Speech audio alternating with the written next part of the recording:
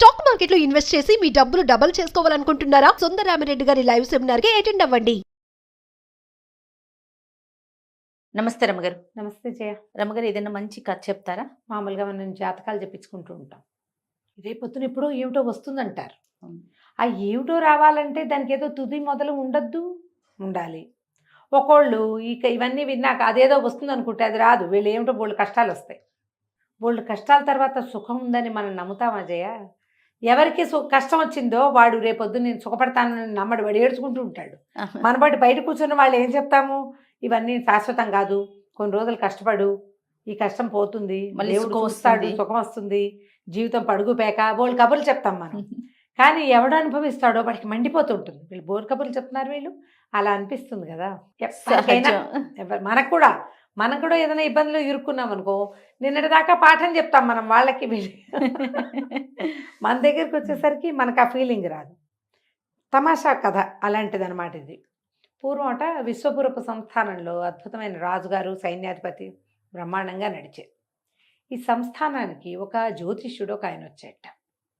ఆయన ప్రతి వాళ్ళకి చేయి చుట్టం పూసకొచ్చినట్టు చెప్పేటవే, ఎంత బాగానో చెప్పేట.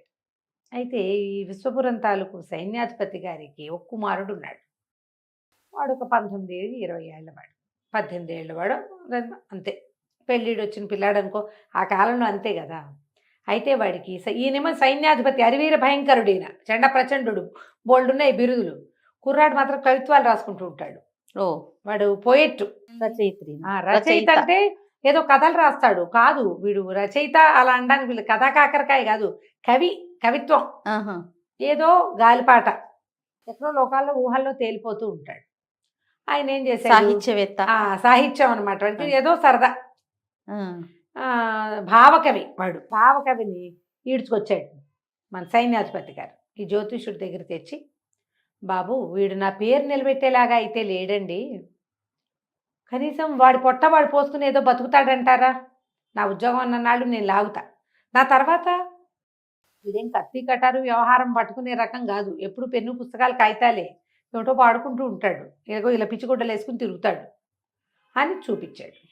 ఆయన కుర్రాన్ని పైకి కిందకి చూసి వాడి చేయి లాక్కుని చూసి, వీడికేమండి చిన్న వయసులోనే రాజు అవుతాడు మీ వాడు, రాజు అని రాసి కనిపిస్తోంది అన్నాడు.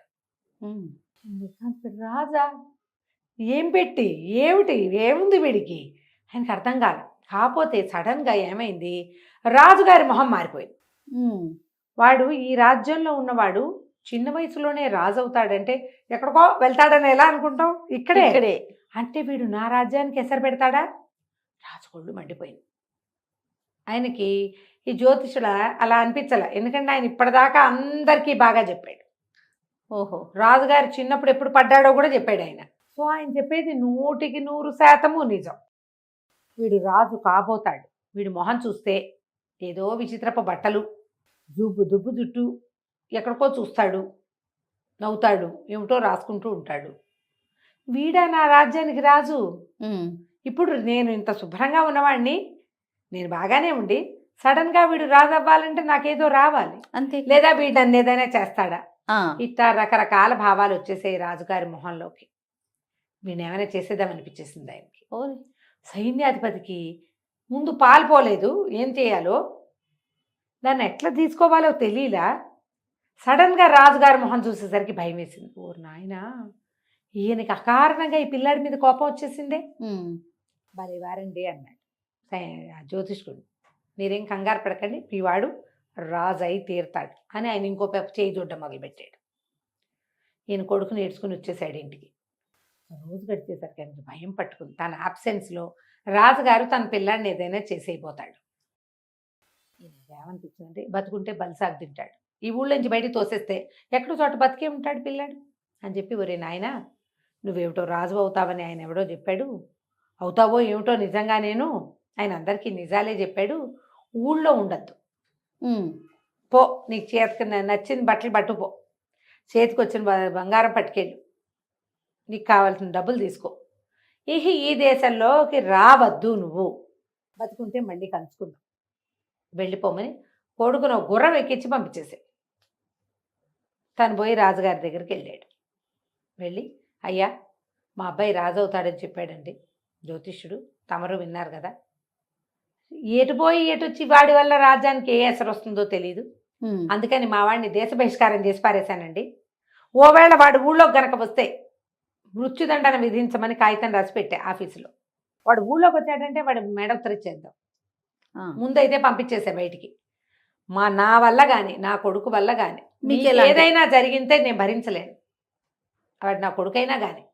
అందుకని నేను పుత్రవాంఛని చంపుకుని పిల్లని పంపేశానండి అన్నాడు.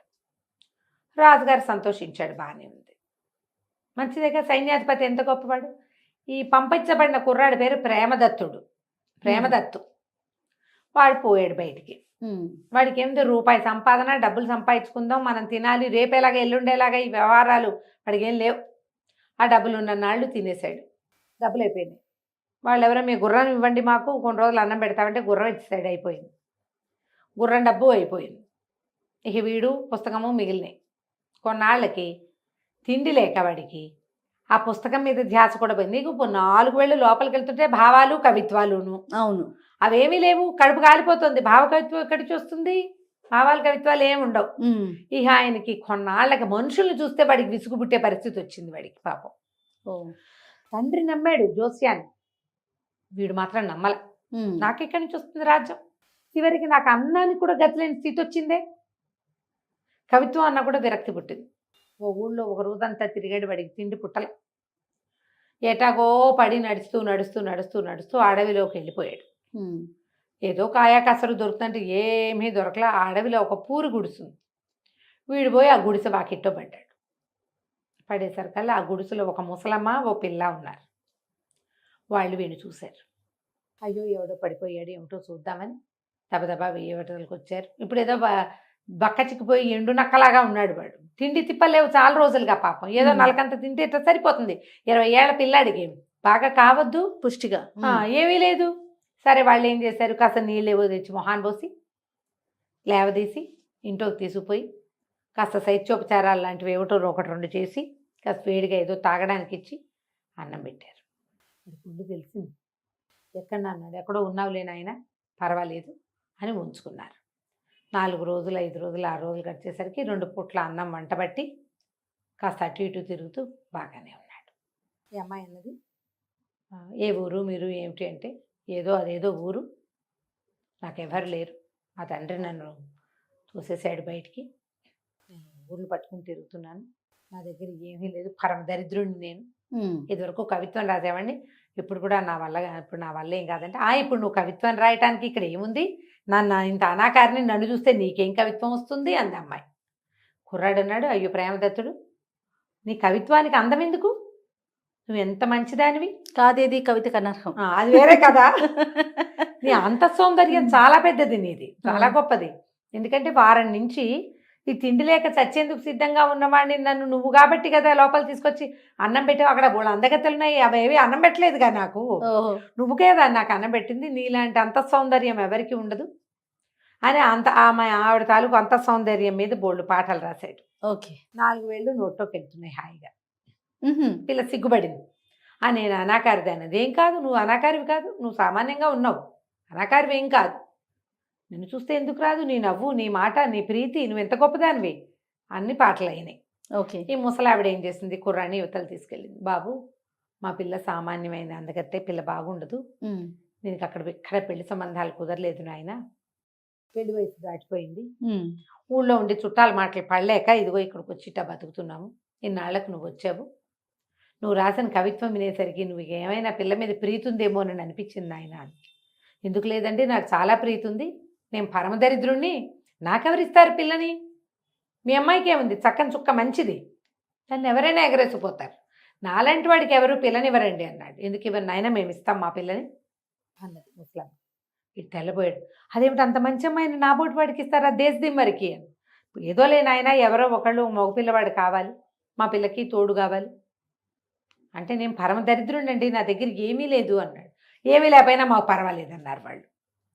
వీడు అమ్మాయిని అడిగాడు. అమ్మాయిని అడిగితే అమ్మాయింది, ఇంత అనాకారిదాన్ని నన్ను చేసుకుంటానంటున్నావు నువ్వు అంటే, మరి నేను దరిద్రుడిగా నన్ను చేసుకుంటానన్నావుగా నువ్వు అన్నాడు. అనేసరికల్లా ఆ అమ్మాయింది, నీ దరిద్రంతో నాకేం పర్వాలేదు, మాకేదో 4 వేళ్ళు నోట్లోకి పోయే అవకాశాలు ఉన్నాయి, ఎక్కడి నుంచో తిండి వస్తుంది వాళ్ళకి, వస్తువులు వస్తాయి, వండుకుంటున్నారు ముసలమ్మ కుర్ర పిల్ల కలిసి. పర్వాలేదన్నారు.